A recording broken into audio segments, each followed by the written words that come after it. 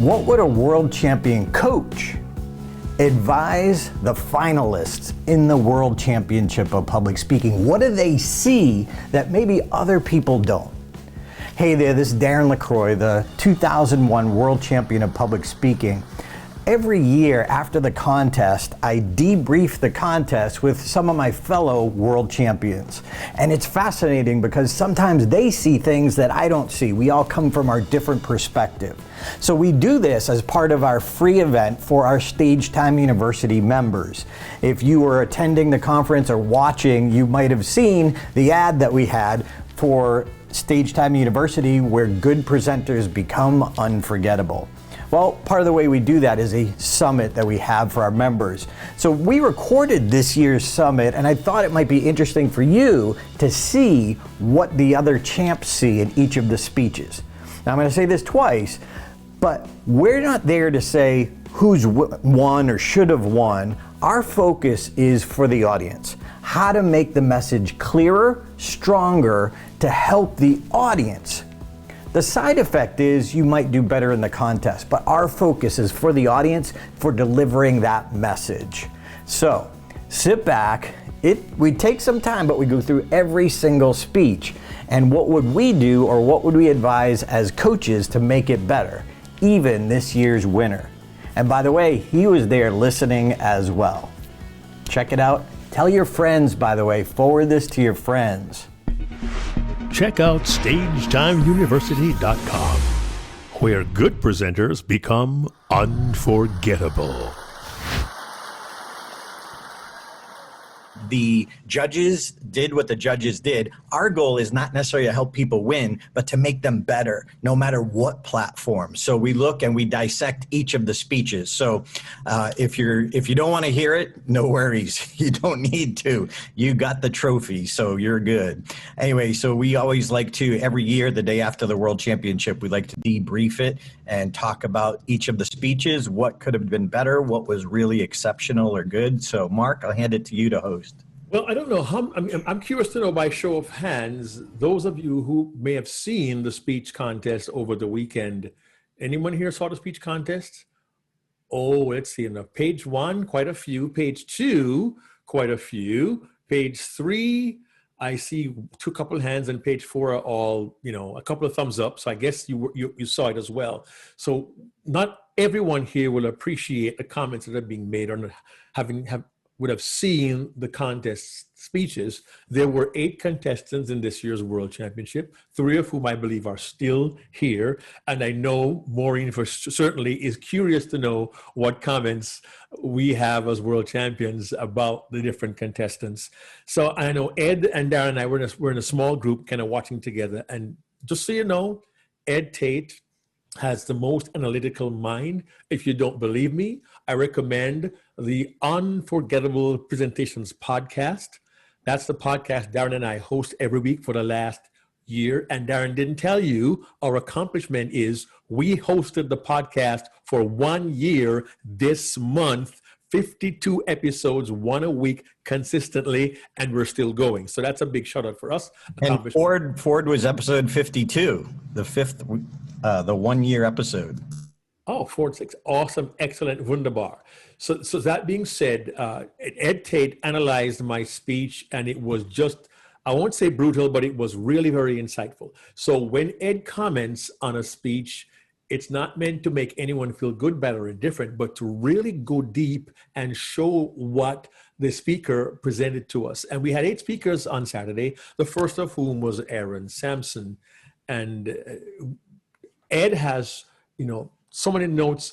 Ed, what are your initial observations about Aaron Sampson's speech? He talked about showing how you show care. Your thoughts? Let's see. He had very good humor. He began with a story. He had a great punchline, and the punchline was find a new teacher. I mean, that story was set up so well.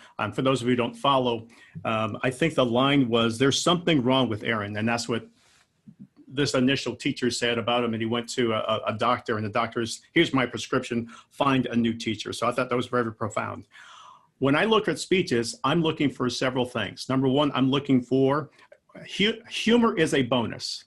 Okay. As a matter of fact, I think we had one of our speakers here, they didn't have any humor in their speech at all. And so, and by the way, I've also gotten a gift. Someone gave me a gift years ago, the 100 greatest speeches in American history. You know, the 100 greatest speeches in American history. You know, Ronald Reagan, Mr. Gorbachev, tear down that wall. John F. Kennedy, let's take a man to the moon and bring him back safely. Martin Luther King, I Have a Dream. The greatest speeches in American history. Not one sentence of humor. Not one sentence of humor. So do you have to have humor in your speech? Well, the aphorism in professional speaking is yes, if you want to get paid. But if you want to make an impact, it is not necessary. It's not necessary. But anyway, he had a lot of great humor. And all the thing I always look for is what is some wisdom or ahas or insights that the speaker provides. So, so let's see. So he asked a very provocative question. How do you find the role that you are meant to play? And I think that is a question that we all ask ourselves. So another thing that I try to look for is what's the universal? What's that universal that's regardless of country, regardless of economy, male, female, ethnicity? What's the universal? And in this case, that's a universal. That's a question that we all, it's the existential question that we all at one point ask ourselves. So I like the fact that he's exploring this universal question, if you will.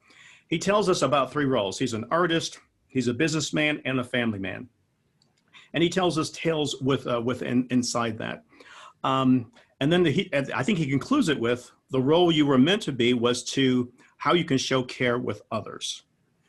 So I thought it was, and it didn't stand out. It didn't take me. It didn't grab me. I thought he was good. I personally liked his semifinal speech better because I thought that one was profound. I think had he had an opportunity to switch him, you know, it would have been really, really close for the finals, folks, because it was the entire package. I really, really enjoyed that particular speech.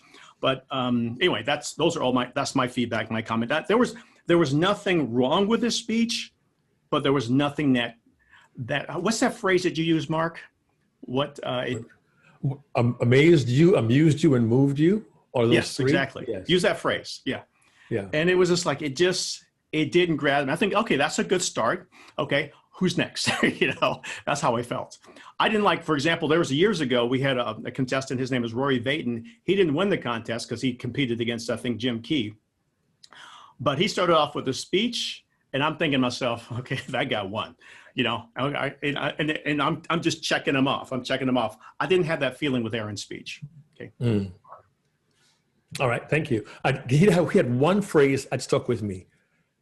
Show care. Not just care, but show it. And I was encouraged to, yeah, I care about that. Well, how do you show someone you care? And that really stuck with me as well. Darren, anything to add to that real quick? Real quick, Mark, I like what you're saying. And one of the things I look at too is, did I feel a connection? And like, I think that's not on the judges form, but it's intrinsically in all of their judging. If they feel it, they're going to kind of mark up everything a little more. So Mark, what I would have said in coaching him is, I like show care, what you said, but I think you distilled down what he said. He said, how I show care, how do I show care to others? But he almost said it in like different ways as opposed to show care. If he had distilled it down to those 2 words and said it 2 or 3 times, I think it would have been stronger. Other than what Ed said, that's what I got. He was very conversational, and I love that line too. Find a new teacher. Mark? Now for the hard part. Speaker number 2, Lindy McLean, who is here. So, you want to see if Kevin's got any thoughts? Because Kevin watched it just for this. For Lindy? For all for Aaron. Yes. Any comment on Aaron real quick, Kevin? Sure. First, though, do you need humor in your speech? Only if you want to be a millionaire. After that, in watching Aaron's speech, how from a scale of 1 to Kevin, how Kevin do you want me to be? Just be honest. We're going to do a quick debrief, not an in-depth analysis, but just a quick debrief. So. Yeah, this is not a Toastmasters thing. You know, this is. You can be honest.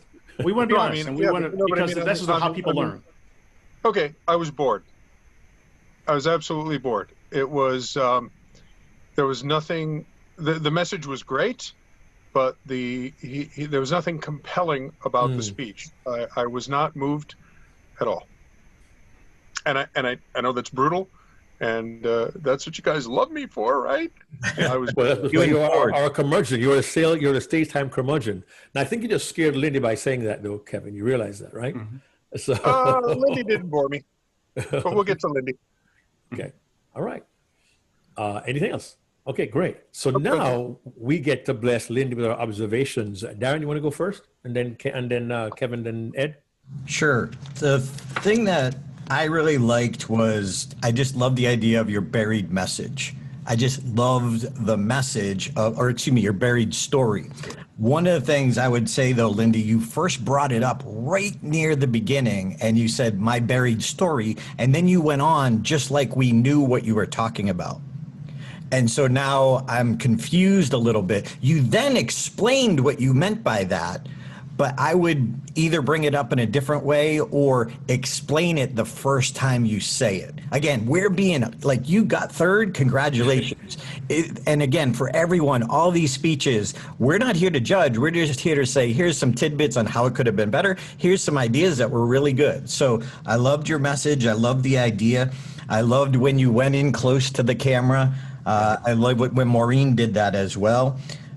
You were sincere. You got really sincere and authentic. So for everyone watching, she didn't just do it as a gesture. It's when she was accentuating the point that she was making. So it's just like when we teach for everyone, if you haven't gone through Your Stage, Your Story yet, go through that program. This is the virtual version of that same principle. She moved in on purpose and got sincere on purpose. One of the things that I would have maybe done a little differently is when your mom pulled up, Lindy, on the curb, you told us, and then my Peruvian mom pulled up. I would have rather, it's such a powerful moment, don't go and narrate. I would have said, oh, she's here, my Peruvian mom. And whatever your emotions were, let us hear your thoughts rather than it was a powerful moment and you stepped back over here and narrated. And then it's just like, just stay in that moment. They're like Kevin is so good at this, helping us with those moments. It's one of his ninja skills, but that's quickly, briefly, Mark, that's what stood out to me. Ed? Oh, okay. Sorry. So I love the metaphor, the analogy of your buried story. And again, I'm a fan of the universal. Is there a story that you've never told anyone? I'm pretty sure you've heard of this. We have a public life, we have a secret life, and then we have a life that we tell no one. So I was thinking about that when you were telling your story. I love the writing. You're a brilliant writer. For example, let's see, Planted Seeds of Regret, and they produce weeds. Treasure Beyond Measure. Yes, love that one. Regrets Went Wild. I mean, you have these lovely word pictures, and I absolutely in love with the writing. I also like the fact that you had circular construction. You ended the story how you began the story. So again, that's an advanced technique. You had humor, like, after 40 years, I thought that was a very hilarious line. You haven't changed a bit. Yeah, I love that. I am not a fan, at the World Championship of Public Speaking, I am not a fan of any reference to Toastmasters whatsoever. This is the message for the world. This is the message that is going to be, this video is going to be out there forever. It's going to be on YouTube forever. And if you're not a Toastmaster, you have no idea exactly what that means. So for example, like, for me, if you watch all my, we competed back in the day when we had to have 3 speeches, not 2. Never do I use the words, ladies and gentlemen, Toastmasters and guests. I never use those words because of something called sameness. Sameness is the enemy of a presenter. It makes you look and sound like somebody else. I'm competing. I don't want to sound like anybody else. And I called up Toastmasters and says, guess what? You don't have to say that. The reason you have ladies and gentlemen, Toastmasters and guests is because if you are a new speaker, it gives you a format in which to start your speeches. That was the original purpose of it. Now what it's become folklore. Everyone thinks that you have to say that. You don't. It's a waste of words, especially at this level. By the way, that's one person's opinion. It is not a fact. That's an example of an opinion, okay? All right, let's see. You also had some very profound dialogue, you know, like when your parents were getting divorced, and you said to yourself, you had external dialogue and internal dialogue. Sure. Well, I'm not going to tell my parents about my other family. I did not look for my other family hard enough. I thought that was, you know, that statement struck me as well. Now, for me to be, my dad was in the military, and we used to have this phrase, and the phrase was, permission to speak frankly. So, Lindy, do I have your permission to speak frankly? Okay, and I'm not trying to be mean. Again, I'm being like Kevin in terms of the impact it had on me, okay? So, by the way, hear me, the good far outweighs this nitty gritty I'm about to share with you, okay? It far outweighs. I mean, you're an excellent speaker, excellent writer. I literally cannot wait to see some of your other presentations. I mean that truthfully. At times, as you are authentic when you said, I didn't try hard enough, there were other times in the speech I didn't feel that same authenticity. The authenticity wasn't consistent throughout the speech. Okay, so that's one thing. And those moments when the authenticity didn't feel real, it felt like you were acting. You were performing, or you got overcoached. So there are, again, moments, not the entire speech, but there were moments it just felt that way. There was what I call a sameness of projection. So monotone is like when you're right here. Okay, that's what monotone is. You were nowhere near monotone. However, your projection fell in a specific range, and it didn't go up. It didn't break this ceiling, or it didn't break this basement. It stayed in the specific range throughout, from the start to the finish. So the thing I'm inviting you to do is play with that. Play with different notes. Play with the high notes, the low notes, the slow notes. Okay. Play with pauses. Play with the words in between the pauses in between the words. So those are again, I'm being super, super nitpicky. Okay. That's, and I'm also being honest with regard to that. I did have you in my top 5. Okay. So I felt you were like in the top 5 there. And again, I never picked, in this case, I did pick one, and I was completely wrong. Okay. Usually I don't pick the top 3. I just say these are the 3 I think are going to do it. But anyway, you're definitely a gifted speaker. Kevin.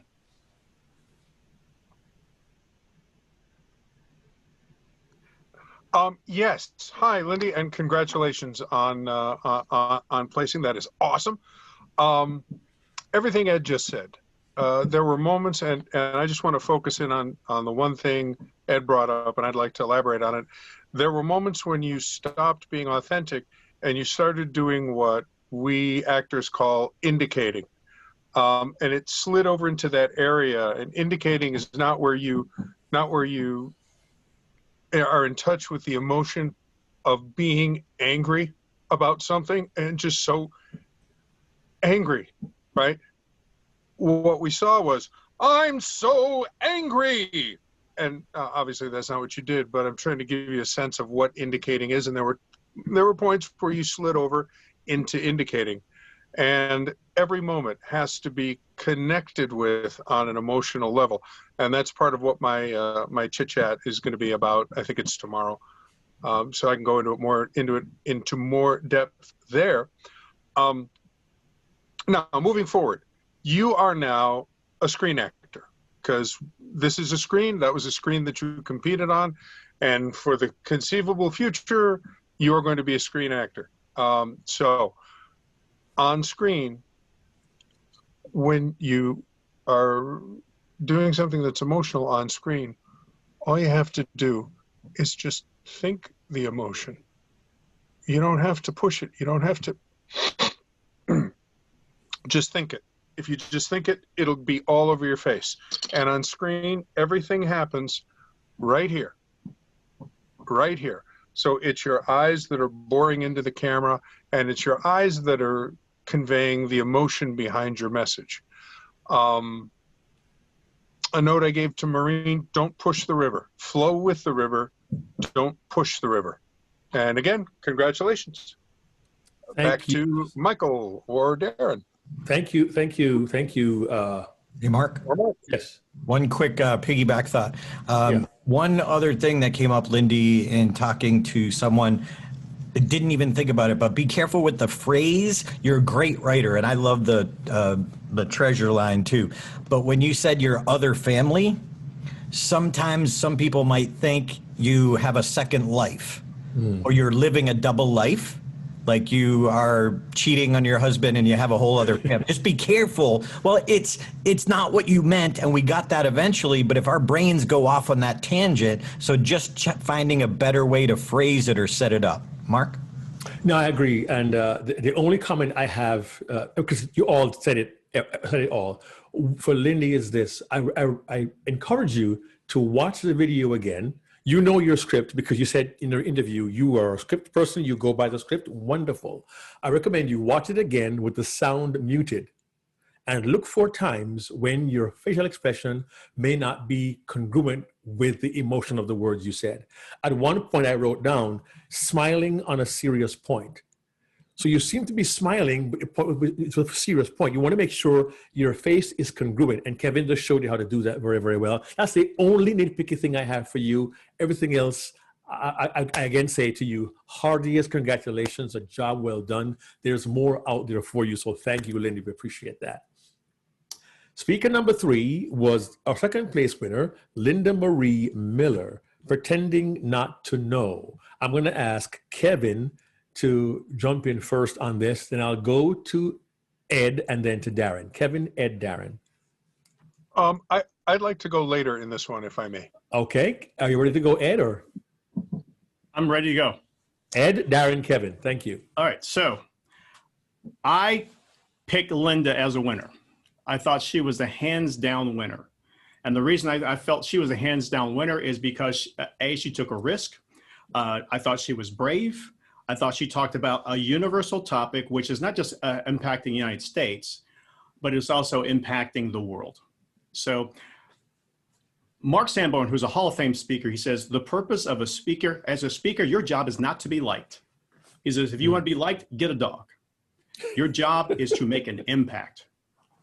My favorite speaker of all time is Martin Luther King, and we're still talking about his speech 57 years later. We're still talking about in terms of impact. I think Linda's speech is going to be one that's actually going to resonate for years and years. Again, this is just my one person's opinion. That's it, one person's opinion. So what did I like? Now, I will say this. Let me give you complete transparency. I saw her semifinal speech. I did not like it at all. Did not like it at all. Not one iota. I was surprised that she actually made it through. I'm glad she made it through. I thought and this is one that surprised me. So when she said, like, you know, she set this story up, and it was a great setup. I want you to examine it from a point of a setup and surprising people. Because, hey, I had this friend, you know, she tells us Michael. And Michael is, you know, he's helping all these kids. He's doing all these great things. And then she hears about Michael, you know, being in an accident, and he's killed. And we have no, you know, we're thinking it's just an accident. And then she lets us know with the visual who Michael was, and then she goes on to the story. So to watch her, a privileged white woman, to tell this story about a black man who had been killed, I did not see that coming at all. It grabbed me, it moved me. What's that phrase you used, Mark, please? What amazed me, what amused me, and what moved me. It did all those things. So some other things with regard to her speech. So again, I applaud her for being brave. I applaud her for I thought it was very, very creative. I also absolutely loved when she would make a statement, and then you would see the card that showed what she really thought. For example, hey, I've hired a bunch of minority people, but I've never worked for a black boss. I've never said anything negative or, you know, racial, but like I never spoke up when those types of things were said. So again, I thought it was creative. I thought it was brave. Again, no humor in this particular speech. And guess what? I didn't miss it.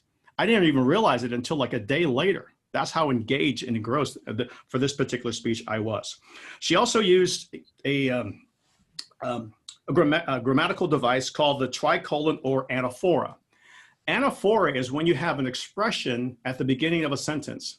For example, Martin Luther King's, I have a dream that, I have a dream, I have a dream. Politicians use this on a regular basis to make their speeches memorable. So she used that particular device. I remain silent when, I remain silent when, I remain silent when. Again, a beautiful use of this grammatical device called anaphora. The opposite of anaphora is something called epistrophe. Epistrophe is when you repeat this phrase at the end of the sentence. She didn't use it here, and I've got to come up with a better example, but the only example I can think of is Beyonce's, you should have put a ring on it, okay? You should have put a ring on it, you should have put a ring on it. So like, again, that is a repeated phrase at the end of a sentence. Again, I thought it was a universal theme. She addressed the universe. She didn't address Toastmasters. For example, for people who make references to Toastmasters, in my opinion, I call that pandering. They're pandering to the judges. You know, by the way, you can make a mention to your audience, but don't do it repeatedly. You know, for example, like if it was a sporting event and I were a referee, I would give the person, give people 15 yards for pandering. And there was quite a bit of pandering in this particular contest this year. Among world champions, we have our own judging, okay? I'm only going to share with you one criteria of our own judging. So usually we're sitting at the World Championship, we're in the front row and we talk among ourselves, and we have something called the DDI, okay? And the DDI stands for dead, dying, or in this case, DDII, dead, dying, injured, or illness, okay? And the reason I bring this up is like when I was interviewed, when I won the World Championship by Toastmasters magazine, they said, how'd you come up with your topic and your subject? And I explained to them. And I said, did you have other choices? I did. And this is like my club, what they wanted me to do is to share my eulogy speech of my mom, because I actually practiced my eulogy speech in front of my club. And I never made it through. And when my club said, hey, that's the best speech I've ever heard, I said, no. I said, like, it's for my mom, and I just don't feel it's right or it's appropriate. Well, the reporter told me, she says, I'm so glad you didn't pick that speech. The number one complaint that we get from Toastmasters from planet Earth is that people using emotion and manipulation and death and emotional situations to manipulate themselves so they can actually win a contest. It is the number one complaint on planet Earth from Toastmasters from around the globe. Linda did not do that. Linda did this in a way that was appropriate, and it was part of the everyday. Let's see, what did she say? Here's the phrase that pays, my silence benefited me. Oh God, I can't even read my own writing. I'm sorry about this. Oh, my silence benefited me at the expense of others. I thought that was one of the most profound statements of the entire speech. So again, in my opinion, and again, I watched this with other world champions, I said, hey, I felt this person is the winner. So, and those are the reasons I felt that person was the winner. Okay. Thanks, Ed. Darren? Ed, thank you, Ed, for your thoroughness. I appreciate that always. I just want to sit and listen to him analyze, quite honestly. You're brilliant. So I don't want to reiterate a lot of what you had, and you had more than I did, but I do want to reiterate, I just thought it was, now the technique has been used in other places, but it's the first time it was used in the contest. So she didn't invent it, but she did bring it to the contest where she said what she said, but held up her truth. And especially in this situation, I thought it was really extremely effective. Now, by the way, all of us coaches, we all have different opinions. We agree on a lot, but we also disagree on other things. So I'm not disagreeing on anything here, but just so people understand that we each come from our own background. But I thought that was so well done, especially with a tougher topic. And Maureen put in the comments, she changed the contest. She was bold. She took a risk. It could have blown up. And on Facebook, some people didn't think it was appropriate. And some people loved it. And there's no middle ground. But, she did win. Kevin?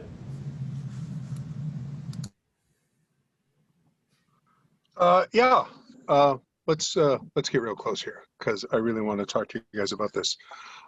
First of all, everything Ed said. I keep telling people over and over and over again, use your ability as a speaker to open people's hearts and open people's minds. Not touch people's hearts and touch people's minds, open people's hearts and open people's minds. People who have this kind of face right here, this right here, this face, I believe have a very serious and real obligation to amplify the voices of people who have a different kind of face from this. And I think that if we don't, I think we are doing a disservice to ourselves and we're doing a disservice to humanity. I believe that I like Ed, had her in first place. And I had her in first place because I went, finally, somebody's talking about something that frickin' matters. And it matters today, it matters right now, and especially in the USA, where we are having to make some big decisions about how we're going to move forward with these kinds of issues. I loved it. I loved the speech. And I think, I haven't spoken to her and I don't know, but I'd bet you $1 that she gave that speech because she felt she had something important that she wanted to say, and this was the best way to get it out there and say it. Contest be damned. And that's what I think speaking should be. Wow. And now I'm off my soapbox. Thank you. Thank you, Kevin. Amen. Yes, Love it. I agree. It was very gutsy because I've been around 27 years Toastmasters, and they're a very conservative organization. But to tackle her topic was timely, and she handled it well. She's a good speaker. She has mastered eye contact with the lens. She knows how to use the space she has in that window, and she did it very, very effectively. So, kudos to Linda Marie Miller. And if you see her, call her Linda Marie, not Linda, just so you know. I know our time is fast fleeting. Let's move on. Number 4 was Benjamin Wayo, Poster Perfect. Who wants to go first? Benjamin Wayo, Poster Perfect. Who wants to go first? Darren will go first, and then I have jump in because I have very few. I have a lot of notes on his. I have very few. Okay. And I think this might have even been by you, Mark, when we were having our conversation. But it was cute. But so what? Yeah. So it was a good speech. But keep in mind, ladies and gentlemen, when we're talking about this, you're at the top level. We have a greater expectation. There was nothing wrong with the speech. I held her hand. She held my heart. There was good writing. Benjamin had great energy. But, that's all I got. Yeah, I agree. Mark? I wrote down interesting love story. But at the end of the speech, I said to you and to Ed, our infamous flip line, so what? Who cares what's in it for me? And what is my call to action? What do I take from that? What do I use with that to change my life, change my world, and change my relationships? So I think that's what I needed from Benjamin, and that was where I thought he fell short. Very personable, nice man, beautiful smile, great energy, very conversational, tells a good story, but I didn't connect with it. And if I can't connect emotionally, I'm not inclined to do anything with it. Those are my thoughts. Ed? And then Kevin? Ditto. He had a couple of good one-liners. You may fall for beauty, but you live with a person. Here's some. I did write this one down. It takes 2 years to fall out of love. I did not know that. Okay, so he educated me, but I've got nothing beyond that. I agree with you guys. Okay, thanks, Kevin. Yes, I honestly, and you can apply this on my behalf to all the other speakers from now on, except for Maureen. After Linda Marie, it's Linda Marie. Yes. After her speech, I didn't hear anybody else's because all I was thinking about was the things that she had said and how they affected me, and how, as liberal and progressive as I think I am, I still need to do work on helping make things happen. So you can literally exclude me until we get to Maureen. Okay, I appreciate that. Thank you. All right. Number 5 was Sherwood Jones. Things have changed, and the actor in him certainly came out. Let me ask one more time, Darren, and then Ed, and I'll close out. on Sherwood Jones, things have changed. Yeah, oh, by the way, and Linda Marie, one of the things that I forgot to say was after somebody died, there was no reaction. She heard somebody died and there was no reaction. Everyone, those moments are important. All right, so Sherwood Jones. I thought he was relatable. I thought he was pretty amusing and funny. What's that, Susie? You have to unmute. Like really a good joke, well written, well hidden. And I like crazy things back in the old days, like shake hands. I thought it was amusing. I thought he was a decent actor. I just thought he was in character too long at the very beginning, even though it was funny. The C word, I like that he didn't just plain out say COVID, but the C word also means cancer. And I was told by, or I should say reminded by some females that it also means something else, which boom, becomes an emotional, kind of like an Ed Tate speech, the B word, which was done really well on point. So it's like that danger that words are filled with emotion. We got to be careful we don't step on a landmine. But I mean, I thought it was pretty good, but things have changed. Yeah, they have. So what do I do with it, Mark? Thank you. Ed? I'm going to echo what Darren said. And again, I thought good writer, good performer. And the thing that kind of stunned me in the interviews, he said he worked in Hollywood. So I was really surprised with his background and the sound. Someone who works in that business, I expect better visually, and I expect better sound because the sound was not that good. He also had this, again, this is a Toastmaster type of critique, this rocking back and forth. So there is, I forgot, what's the phrase that Patricia says about the stability of your message? I can't recall it exactly. Darren, do you know it? The stability of your opening determines your stability of your message, or communicates the stability of your message. Yeah. Well, posture, okay. He did have a hook, and hooks are powerful. They help you memorize things, just like anaphora and epistrophe. So if you have some type of hook or some type of phrase, or foundational phrase that you can repeat throughout the presentation. Let me share with something like one of my goals and objectives, and I don't think I've ever mentioned this in public before, but when I was competing, I had a goal, and the goal was I wanted my speech to be the soundbite of the entire conference. And that's exactly what happened. So I wanted to create a soundbite that when someone said, hey, what's that speech about? Well, it's going to be one of those days. And people would repeat it, and it was easy to remember. So in this case, he has a hook, and again, I'm using this as a teaching moment for yourselves moving forward. What can be a hook? Now, I'm not saying that every speech needs to have a hook. I'm not saying that at all, but it's one of many devices or many tools you can use to make your message memorable. Hey, Ed, just real quick, let me just piggyback on that. Just so everyone knows, if you're not grammatically gifted, like Ed and Mark and Maureen and me, well, okay, so I'm not, but I tried to look up epistrophe, and I couldn't find it on dictionary.com. I didn't even know how to spell it, so all I found was apostrophe. Epistrophe is spelled Epistrophe, and anaphora is spelled Anaphora. All right, let's see. That's it. That's all I got. Yeah, for me, again, my concerns were visual. I like the idea of him weaving the story to tell the message. And I thought it was clever when he says things have changed. It wasn't necessarily in a bad way, but he was trying to give us subtly to look at change in a different perspective.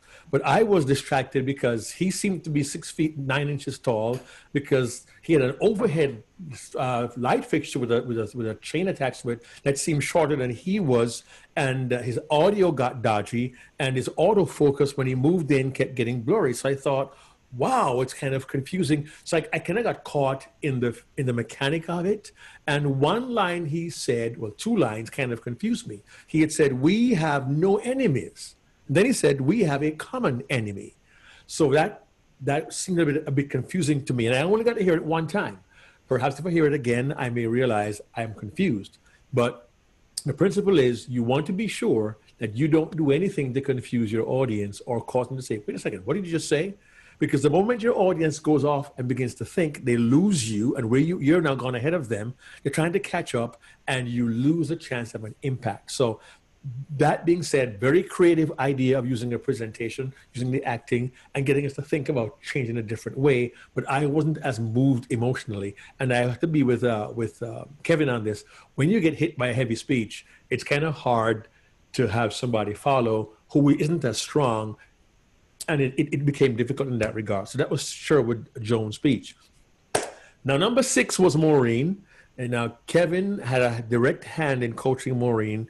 I'm not sure if he has any comments to make, but I certainly would love to hear from Darren, Ed, and Kevin, if at all possible. You want to go first, Kev, as coach?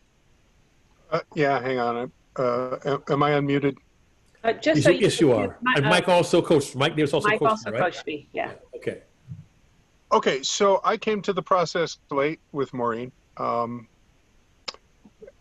and she was what I saw when I saw her video of her rehearsal video of the speech. What I saw was something that I talked about earlier. Somebody who was very frantic, and there was a lot of acting going on, and everything was critical and everything. It's almost like the bears are coming, run, run, run. It was all very big and broad and painted with a big broad brush. Now, on stage, live, that may well have been fantastic. I don't know. And I'd love to see Maureen do it for me sometime when we're together on a stage, because I'd love to see what the live version would have looked like. Let me get to Maureen. Let me find her on my thingy. Where are you, Mo? All right, I'm wasting time. Sorry. So what I asked Maureen to do, and this was okay. This is what I mean when I say every speech you give, it's the greatest show on earth, not the adequate show on earth. Okay, I asked Maureen to do something for me. I told her the story about a very famous Broadway director whose cast rehearsed a scene without him. And he came back and he watched it and he said, okay, that's great. Now cut out 90%. And I said to Maureen, I want you to do a full dress rehearsal. You don't have to do the entire speech, but I want you to do a dress rehearsal, full makeup, full wardrobe, full everything. And what I want you to do is I want you to give the speech again, but I want you to cut out 90% of your intensity. I want you to dial it all way, way, way, way back. And instead of talking to me like this, I want you to talk to me like this. And Maureen did it. And she got dressed up, and I'm sure she was cursing me every step of the way as she put her suit on and did her makeup and did her hair. But she did it. And Maureen, I'll let you speak to the results. You liked it. It was so weird to do it, but I felt different. And I did it a couple of times. I sent you a private video of it, and then I did it again for stage time. The reaction from everybody was amazing. Seriously, it was amazing. I thought, oh my gosh, where has Kevin been for the 10 years I've been speaking? Why didn't I figure this out sooner? I was lurking on the core 3 calls. Yeah, from my perspective, it was the difference between night and day. It was the difference between a performance and communication. Because this is a note for everybody, especially when you're in this video format. You have to remember that you are speaking to someone who's about 3 or 4 feet away. Right now, I'm about 18 inches from my camera, and I would imagine you are about 18 to 20 inches from your screen. So when you're giving a presentation of any kind, you have to talk. And what is our phrase here in stage time? Talk to one, speak to all, or speak to one, talk to all. Which is it? Speak to one, talk to all. Right. And that is never more important than here in this video format. And that means dialing it way, way, way, way, way, way, way, way, way, way back. And Maureen, I applaud you, and I'm so proud of you. And I really have no critiques. I do have a recommendation, and this is for everybody who's going to be competing. The time to start preparing for next year's contest isn't right before contest season starts. It's right now. And clearly, you have to have 2 world-class speeches ready to go. So start writing both of them now. Start working on both of them now, so that when you get there, you have them both ready to go. And it's just a matter of polishing, taking a little bit of a rough edge off, highlighting a little something here and spotlighting a little something there. Start now. Because Maureen, I think you suffered from that. I think you suffered a little bit from starting working on this speech too late in the game. And I'm not criticizing that.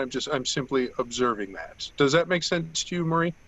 Yeah, it does. Because honestly, going into this contest season, I really didn't think we were going to have a contest season.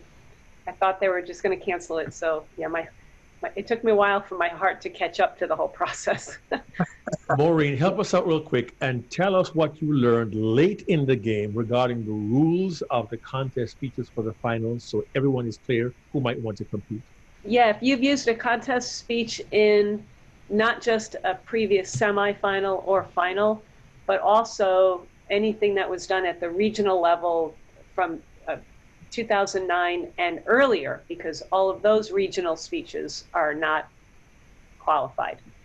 I didn't know that until about 2 weeks before. Took you 2 weeks to find out. They weren't really sure on that, were they? They were, you know what? I'm not faulting TI. I did ask the question. It did take a while to get an answer back, but they had much bigger nuts to crack besides whether or not my speech. So I was like, okay, I'll work on this speech, but I'll have another one in my back pocket. Okay, looks like I have to use the back pocket one. So if you have used a speech before in a semifinal or a final, you might want to think, nah, don't even think about reusing that speech. Reuse something else. The Menage rule is now in full effect. For those who know the Menage story, you'll get it. Thank you, Kevin. Wait, I'm not done. Apologies. This is a reference back to Mike's speech and also Maureen's speech. Maureen, we didn't have a whole lot of time, but I did encourage Maureen to use the camera and use the medium. Mike embraced the medium and used every inch of it. And in fact, I think at the beginning, he only used this much of the frame. I would encourage all of you to set your cameras up and play. Just play with it. See what you look like, try different things. And for a reference, go back and watch Ernie Kovacs TV broadcast. Ernie Kovacs, that's Kovacs, Ernie Kovacs. He was one of the pioneers of television. And in his broadcasts, you will see him playing with this very restrictive medium that we have. And I believe it will trigger all kinds of inspiration for you guys and ways to think about this playing area differently.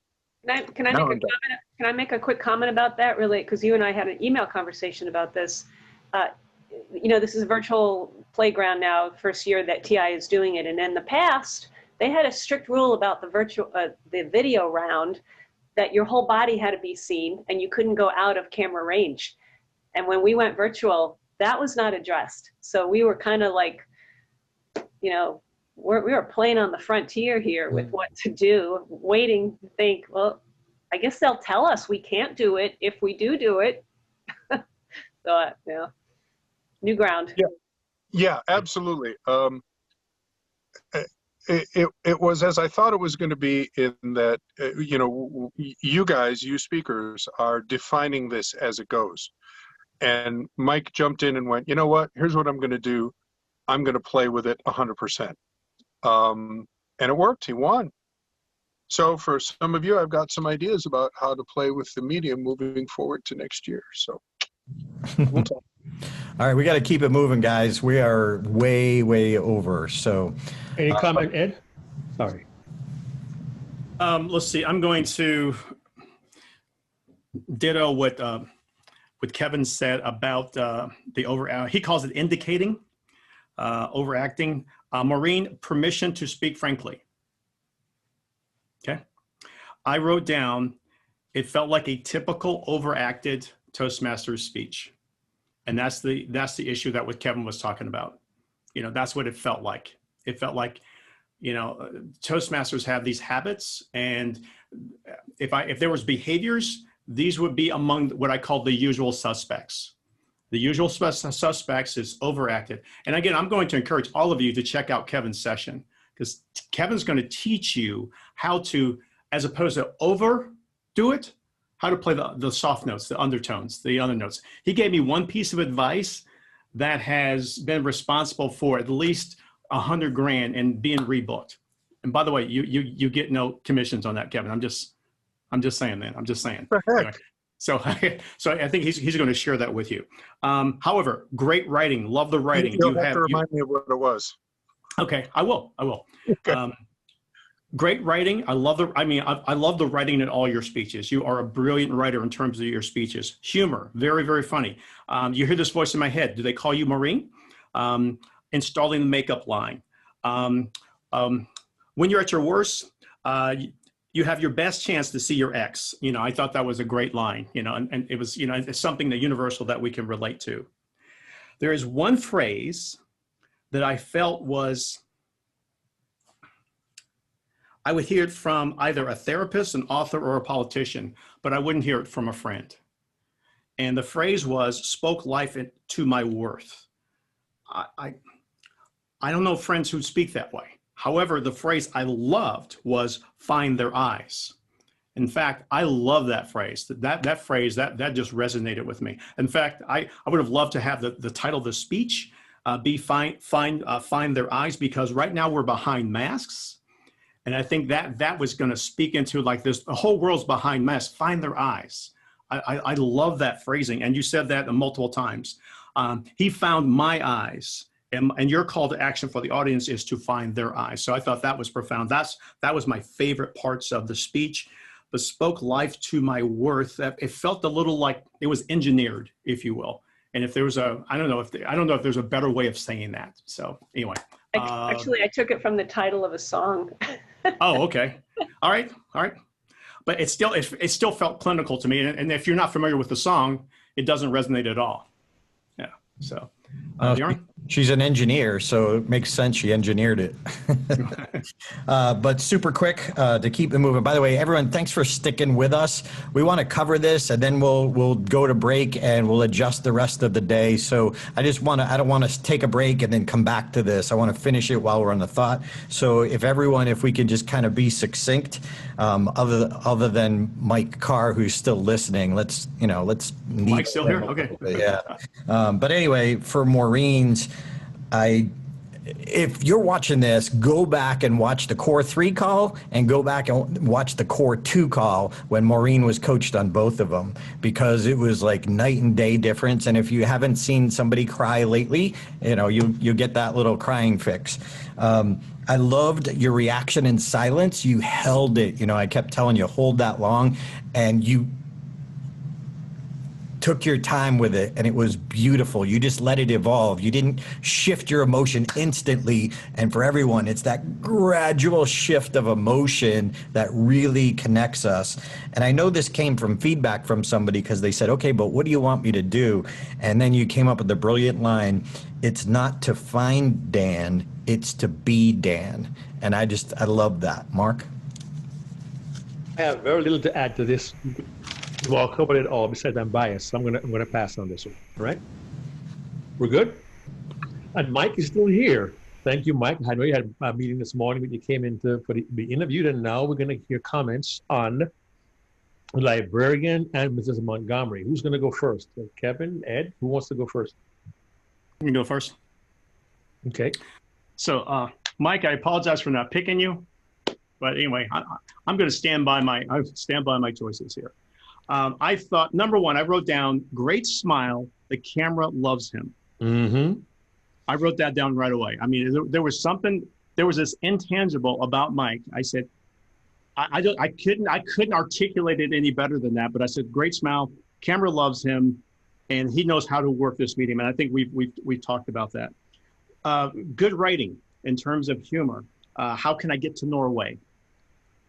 And I put together the projector and nothing. I mean, great delivery of that line.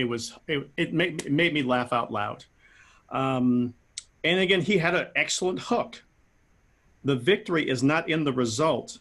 The victory is in the try. That is both a hook, and ladies and gentlemen, what I look for most is wisdom, ahas, or insights. Okay, that's the phrase that pays. The victory is not in the result. The victory is in the try. He also has some other clever phrases. Glitches happen. My failure had not killed me. Yours will not kill you as well. So he had a lot of very profound statements and profound wisdom.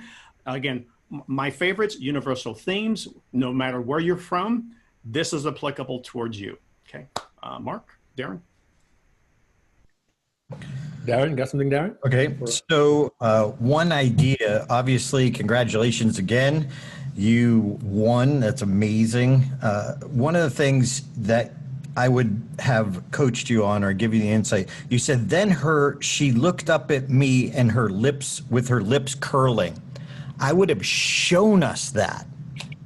That is like a moment, and that's one of those ones that you could just milk. I can't curl my lip on demand, but anyway, like I got the moment, but you told us about the moment instead of letting us see it on your face. So show, don't tell. If you need to clarify after you show us, but that's, and then you said something, by the way, Norway, that was just, how do you get to Norway? That was hysterical. And I could hear a little kid thinking that way. That was awesome. You also said how her words still apply to you. We got to be careful because doesn't it apply to you too, Mike? You know, her words still apply to us. Again, this is being hyper technical, but you know, sometimes that's that other tiny little bit. But and then I would have loved to hear. And oh, I cracked out loud at the I before E except after C. Like, it hit a vein with me in a good way. Overall, I wrote down in big bold black, you had presence. Mike, look up for a second. You can see that. Mike was looking down, so I'm like, you know, that was like overall. You had, yeah, no. Look, I just wanted you to see that I had that down. Like you had presence, which is awesome. And then I wanted to hear how you applied that message to your life today. Like the aftermath, the result of. I love that you learned it young, but how are you using it today? Just a tiny example. Mark? Yeah, one comment, Mike, to go back to what Ed said earlier about Toastmasters. You really want leaders to take this message and disseminate it. And if you extract the Toastmasters reference, you make it truly global and not seem to be just for 400,000 people in the world, but for the whole world in general. So I always, and I tell people this, everyone here knows this, I always say this, think of the shelf life of your speech beyond. I gave my speech 25 years ago, and boy, is it relevant in 2020, right? So you want to make sure you can apply it and have a longevity to it, a shelf life that goes on to be the gift that keeps on giving. You made a line also, I couldn't write fast enough. The effort that might fail for a chance to fix, I'm not sure what the line was, but it gripped me with the idea is, even though it might fail, if it does work, it can change so much. It was kind of hidden in there, but I think a line like that can stand on its own and have great merit. So think of using it again in the future, and how can you take that line about the effort that might fail for a chance to do something good? How could you use that line, milk it more, and have it more, make it more impactful for the audience? That's it from me, man. World champion, congratulations, and welcome to the family, brother. Kevin? Yes. Am I still muted? You're fine. Okay. Mike, congratulations. I'm going to tell you a quick story. I was working a comedy club, stand-up comic, and I had a killer headline set. Everybody was laughing. They were having a great time. I sold a whole bunch of t-shirts. Guy walked up to me after the show and he said, "Hey man, I just wanted to tell you, I really enjoyed what you did. I'm a musician and I have to be honest with you. I think you're not working up to the level of your own chops." And I was like, "Oh, you know," on the inside. I was like, "Oh, okay, thanks." And I later found out it was John LaBarbera who did all the great arrangements for the Buddy Rich Band. And he was right. And I believe that applies to you. Now, in Toastmasters, in the competition, there's a certain amount of gamesmanship that has to happen in order to win. But to me, the message got lost a little bit in the surface of the medium. Now, while I love the way you played with the frame and did all of that, to me that obscured the importance of the message a little bit. There's certainly no arguing with the fact that you won, but now I'm talking about moving forward. I would like to see you do, in the future, I'd like to see you do something similar, but with much deeper content. And that's it. That's all I got. Congratulations. Work up to the level of your chops, buddy. All right. Thanks, Kevin. There was one more. Kwang Yu Yang, knock. Speaker number 8. Kwang Yu Yang, knock. Comments from Ed, Darren, and Kevin. I got nothing, so don't even come to me on this one. Ed, Darren, and Mark. Ed. Well, first of all, I'm heartbroken for Kwang because he went overtime. And again, I was watching this with World Champions, and we all of us saying, what was the deal with the last line in his sentence? I mean, the last sentence in his speech. It was completely unnecessary, and we feel it probably made the difference between him qualifying and him not qualifying. That last line, and the woman in the dress. I mean, it was like almost like he threw it in at the last second, and I think that line actually caused him to go overtime. Anyway, that being said, Kwang's a good friend, so I'm a little biased. I don't think I can see him with clear eyes. I will say this about him, is that I think this is probably the most authentic speech I've ever seen him give.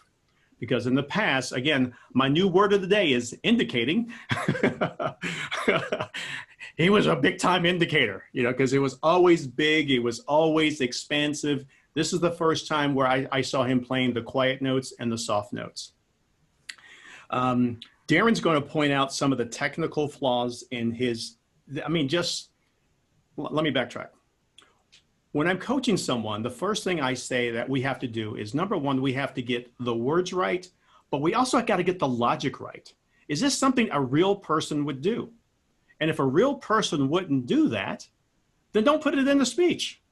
Don't put it in the speech. So again, Darren's going to point out specifically some of these logical flaws that did not make sense, because we've discussed these back and forth. So I'm not going to steal his thunder with regard to that. The metaphor of the two doors, you know, for example, the thing that was universal. Have you ever been in a space where only thing you had to do was knock on the door, only thing you had to do was ask, and you couldn't do it? So again, universal message, profound message. Doesn't matter where you are from planet Earth. I recall, you know, certain dates or jobs or promotions that I didn't ask for, and the only thing I had to do was to ask. So I thought that was a very, very profound message. I would like to see him redo this one, rewrite it, re-edit it just a little bit, just to make it like a little cleaner. So with that, I'm going to turn it over to Darren. All right, thanks. I really felt his speech. I felt empathy. I was rooting for the little kid to knock on the door. What I didn't get, it was, you know, trying to knock on the door, trying to knock on the door, trying to knock on the door, trying to knock on the door. And he asked us, have you ever opened the door? It's like, what happened to the knocking? Like there was a disconnect there. And I liked it. I was rooting it for it. But all of a sudden it was this woman in the blue dress who was like the hero, but she seemed to diss him early on. And okay, she didn't, but at the same time, the message got lost to me because it was turning over to that woman in the blue dress.